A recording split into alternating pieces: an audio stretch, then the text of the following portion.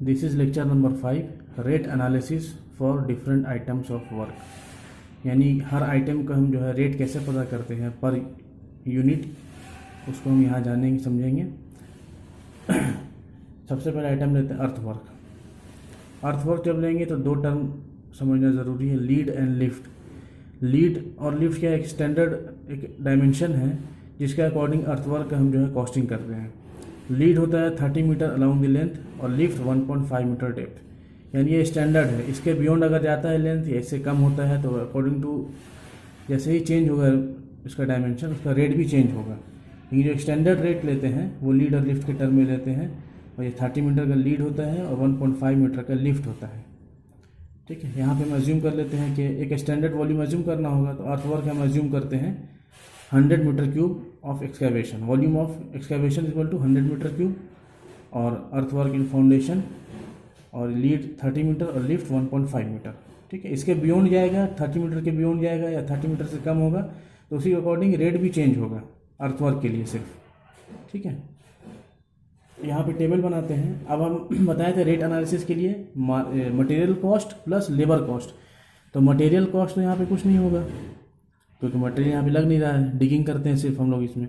Labour यहाँ पे use होगा, तो अब लेबर यूज़ होगा तो लेबर का जो आउटकम होता है, यानी एक लेबर कितना काम कर सकता है, उसका आउटकम जो होता है उससे पता करते हैं कि कितना इस सर्टेन वॉल्यूम के लिए कितना लेबर हमें रिक्वायर्ड है। For exam point of view ये याद करना होगा आपको, BN दत्ता में दिया हुआ उसे याद करना होगा। और जब फील्ड एक्सपीरियंस होगा तो हम उससे पता भी कर लेंगे कितना हमें हेड मेसन चाहिए, कितना मेसन चाहिए। ये टेबल बना लेते हैं। मटेरियल कॉस्ट तो इसमें है नहीं, इसको हम डैश दे दिए। उसके बाद लेबर कॉस्ट है। अब लेबर जो है ये पता करना, हेड मैसन, बेलदार, मजदूर, ये कितना नंबर होगा। ये जो लिस्ट दिए थे out turn off each labour, उससे निकाला जाता है। लेकिन यहाँ पे for exam point of view इसको याद कर लीजिएगा, BN दत्ता से याद करने से आसान है निकालना। और यहाँ पे क्या करते हैं, तो यहाँ पे बुक से ही ले लेते हैं। यहाँ पे दिया हुआ है हेड मैसन है हाफ नंबर, और बेलदार दिया हुआ 18 नंबर यानी 18, और मज़दूर दिया हुआ है 14 नंबर यानी 14 मज़दूर चाहिए, 14 मज़दूर चाहिए। अब इसका रेट दिया हुआ है 450 per day, rupees 450 per day and rupees 250 per day, और इसका दिया हुआ रुपीज़ 225 पर डे। अब ये रेट चेंज भी हो सकता है, अभी करेंट सिचुएशन में क्या रेट चल रहा है ये अलग भी हो सकता है।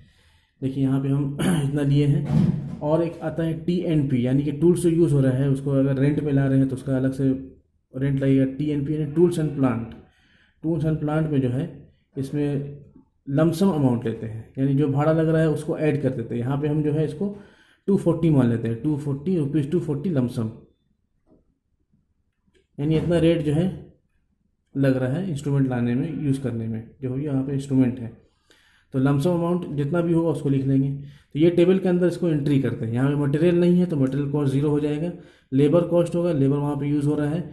ठीक है, अब इसको जो है इससे मल्टीप्लाई कर देंगे तो यहाँ पे रेट आ जाएगा, ये आ जाएगा 225। ये कॉस्ट आ गया इसका रुपीज़ 225 और रुपीज़ 4500 एंड रुपीज़ 3080 और ये 240। ये टोटल हो गया total cost of labour and material. Material तो यहाँ पे नहीं है लेकिन यहाँ पे लिख दे रहे हैं, ये टोटल उसी दोनों का होता है, लेबर एंड मटेरियल का। ये आ रहा है 8045। ओके,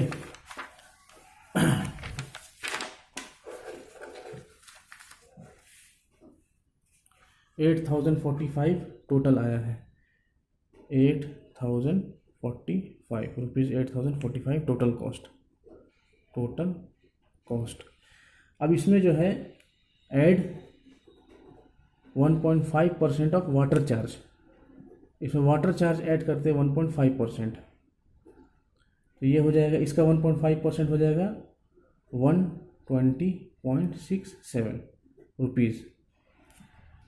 फिर इसमें add 10% contractors profit, contractors profit, इसका 10% क्या हो जाएगा 804.5 रुपीज़ 804.5। ये ग्रांड टोटल क्या हो जाएगा, इसको निकालेंगे ग्रांड टोटल, ये आ रहा है 8970.17 rupees.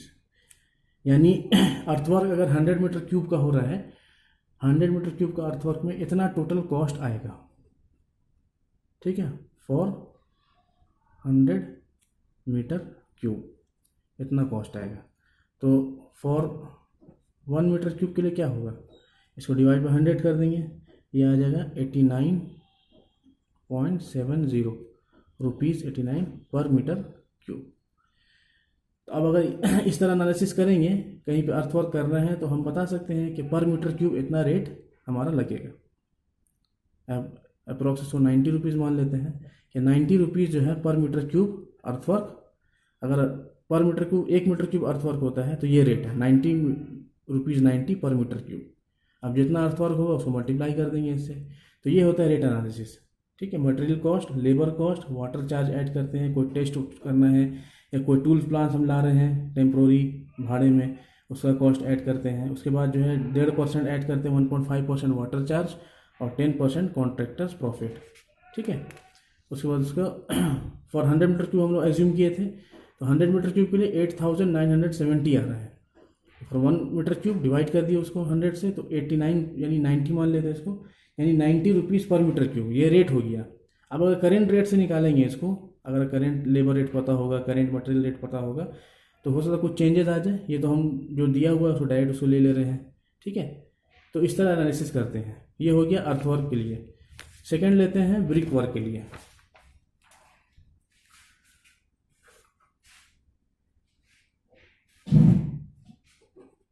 Rate analysis for brick work of ratio, motor ratio 1:6, motor ratio, okay. इसमें भी हमको एक स्टैंडर्ड वॉल्यूम एज्यूम करना होगा। इसमें हम लोग एज्यूम करते हैं, assuming 10 metre cube of brick work, ये एज्यूम कर लिए। तो अब इसमें क्या है, मटेरियल भी है, लेबर भी है। मटेरियल में क्या यूज़ हो रहा है, ब्रिक यूज़ हो रहा है और मोटार यूज़ हो रहा है, यानी सीमेंट और सैंड, और लेबर यूज़ होगा। इसमें भी हम इसमें सबसे पहले क्या करते हैं, तो हम स्टैंडर्ड मान लिए इसको मैं स्टैंडर्ड माने, तो इसका हम जो है एनालिसिस कर लेंगे। इसमें 10 मीटर क्यूब है तो ब्रिक कितना होगा, ब्रिक हो जाएगा 5000 नंबर्स। और मोटार क्या होगा, मोटार हम बताए थे कि 30% डायरेक्ट ले लेंगे इसका, हम 30% ऑफ 10 मीटर क्यूब डायरेक्ट ले लेंगे, ये हो जाएगा 3 मीटर क्यूब मोटार। अब मोटार में सीमेंट क्या हो जाएगा,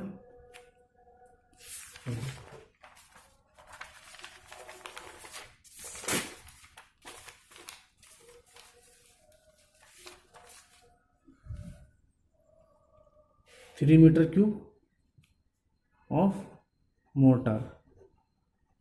अब 3 मीटर क्यूब में सीमेंट क्या होगा, 3 डिवाइड बाई 1 + 6 × 1, ये अप्रॉक्स आएगा 13 बैग्स।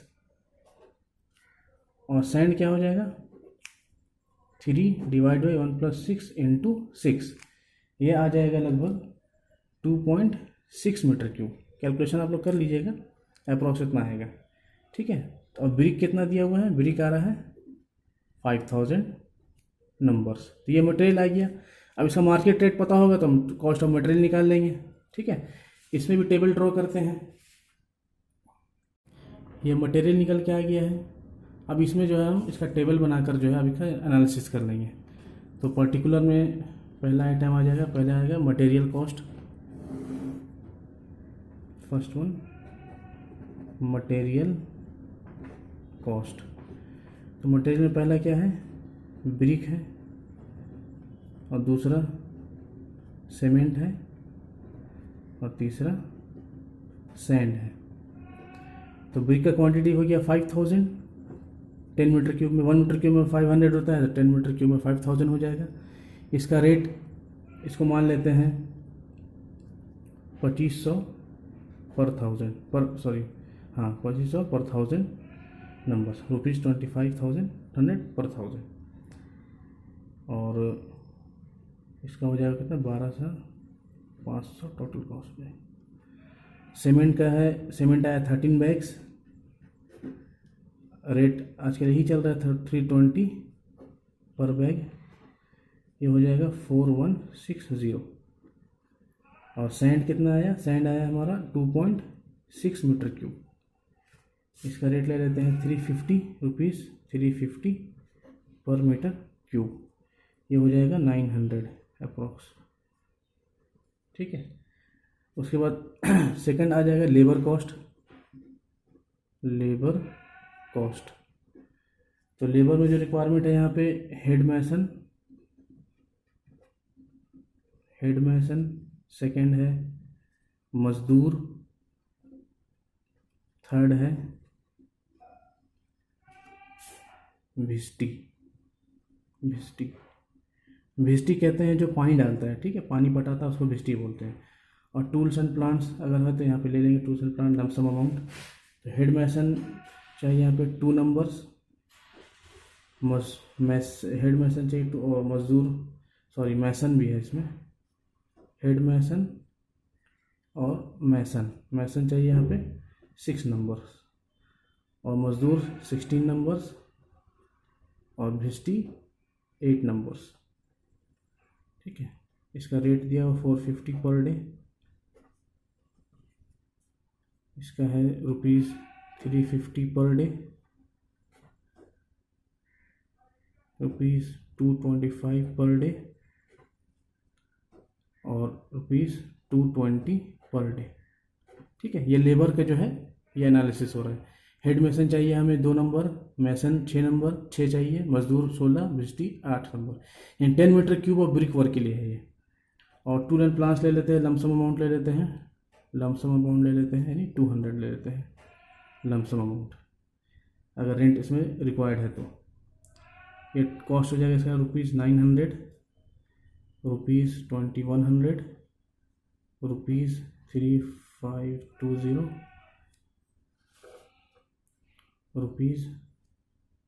₹1760, और ये ₹200। तो total cost of material and labour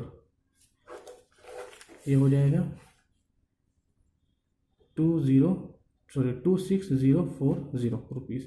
यानी मटेरियल कॉस्ट और लेबर कॉस्ट मिला के इतना है for 10 metre cube of brick work.